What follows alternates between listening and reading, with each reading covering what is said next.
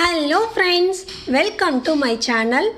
இன்றைக்கி நம்ம கருப்பு கவுனி அரிசியுடைய ஹெல்த் பெனிஃபிட்ஸ் தான் பார்க்க போகிறோம். இது பார்க்குறதுக்கு முன்னாடி இந்த அரிசியை நம்ம எப்படி நம்ம சமையலில் யூஸ் பண்ணலான்னு சொல்லி பார்க்கலாம். இதில் என்னென்ன ரெசிபி பண்ணலாம் அப்படின்னா, இதில் கஞ்சி பண்ணி நீங்கள் சாப்பிட்லாம். ரொம்பவே ஹெல்த்தியான ஒரு ரெசிபி அது. அப்படி இல்லைனா நீங்கள் புட்டு மாதிரி பண்ணி சாப்பிடலாம். இல்லை செட்டிநாடு சைட்லலாம் இந்த அரிசியை வச்சுட்டு ஸ்வீட் பண்ணுவாங்க, ரொம்பவே சூப்பராக இருக்கும். நீங்கள் வீட்டில் கூட ட்ரை பண்ணி பாருங்கள். அப்படி இல்லைனா இட்லி மாதிரி பண்ணி கூட நீங்கள் எடுத்துக்கலாம். இதில் ரொம்ப ஹெல்த்தியானது எது அப்படின்னா கஞ்சி. அது செய்கிறதும் ரொம்ப ஈஸி. இந்த ரெசிபீஸ் எல்லாம் இந்த அரிசியை வச்சு நீங்கள் ட்ரை பண்ணலாம். நீங்கள் வாரத்துக்கு ஒரு நாளாவது இந்த அரிசி கண்டிப்பாக எடுத்துக்கோங்க. ஏன் எடுத்துக்கணும் அப்படின்னு சொல்லி நான் சொல்கிறேன். இந்த அரிசியில் பார்த்தீங்கன்னா இதில் க்ளூட்டனே இல்லை. இது ரொம்பவே நல்லது. அப்புறம் பார்த்திங்கன்னா இதில் பிளாக் கலர் இருக்கு இல்லையா, அந்த கலர் ஏன் வருது அப்படின்னா ஆந்தோசைனின் அப்படிங்கிற ஒரு நிறமி இருக்குது. அதனால தான் அந்த பிளாக் கலர் அந்த அரிசியில் இருக்குது. இந்த நிறமி, இந்த ஆந்தோசைனின் இருக்கிறதுனால நம்மளுக்கு என்ன பெனிஃபிட் அப்படின்னா, நம்ம உடம்புல இன்ஃப்ளமேஷன், எங்கேயாவது காயம், ஏதாவது நம்மளுக்கு ஸ்கின் அலர்ஜி மாதிரி இருக்கும் இல்லையா, அந்த இன்ஃப்ளமேஷன்ஸ் எல்லாம் இந்த அரிசி நம்ம ரெகுலராக எடுத்துகிட்டு வர்றப்போ குறையிறதா சொல்கிறாங்க. ஈவன் கேன்சர் பேஷண்ட்ஸ்க்கு கூட இன்ஃப்ளமேஷன் கம்மியாகிறதா சொல்கிறாங்க.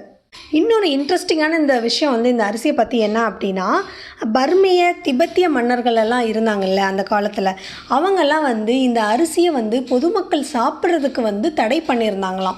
ஏன்னா இதில் அவ்வளோ ஹெல்த் பெனிஃபிட்ஸ் இருக்கிறதுனால இதை மன்னர்கள் மட்டுமே இதை சாப்பிட்டுட்டு இருந்திருக்காங்க. பொதுமக்கள் இதை சாப்பிட்றதுக்கு அனுமதி கொடுக்கப்படலை அந்த அளவுக்கு. அதே மாதிரி இந்த அரிசியில் பார்த்திங்கன்னா, இந்த அரிசி கொஞ்சம் விலை ஜாஸ்தியாக இருக்கும், காஸ்ட்லியாக இருக்கும். ரீசன் இதை பயிரிடுறதோ அதை பாதுகாக்கிறது கொஞ்சம் கஷ்டம். அதனால தான் இதனுடைய ரேட்டு கொஞ்சம் ஜாஸ்தியாக இருக்குது. சரி, ஓகே, இதனுடைய ஹெல்த் பெனிஃபிட்ஸ் பற்றி பார்க்கலாமா? இதில் பார்த்திங்கன்னா புரதம், நார்ச்சத்து, இரும்புச்சத்து, விட்டமின் இ, கால்சியம், மெக்னீஷியம், இந்த மாதிரி எண்ணற்ற சத்துக்கள் இதில் அடங்கியிருக்கு. இது ஆன்டி கேன்சர் ப்ராப்பர்ட்டிஸை கொண்ட ஒரு ரைஸ். கேன்சர் பேஷண்ட்ஸ் கூட ஈவன் இதை வாங்கி சாப்பிட கொடுத்துட்டு இருக்காங்க டயட்டில். அப்புறம் சுகர் பேஷண்ட்ஸுக்கு இது இந்த அரிசியில் முக்கியமான விஷயம் என்னென்னா லெஸ் கார்போஹைட்ரேட். அதனால் ஃபைபர் அதிகமாக இருக்குது. இது சுகர் பேஷண்ட்ஸ்க்கு ரொம்பவே நல்லது. அதே மாதிரி கெட்ட கொலஸ்ட்ரால் இருக்கு இல்லையா, அதை ரெடியூஸ் பண்ணும், நல்ல கொலஸ்ட்ராலை இன்க்ரீஸ் பண்ணும். அந்த அளவுக்கு ஹெல்த் பெனிஃபிட் உள்ள ஒரு அரிசி இது.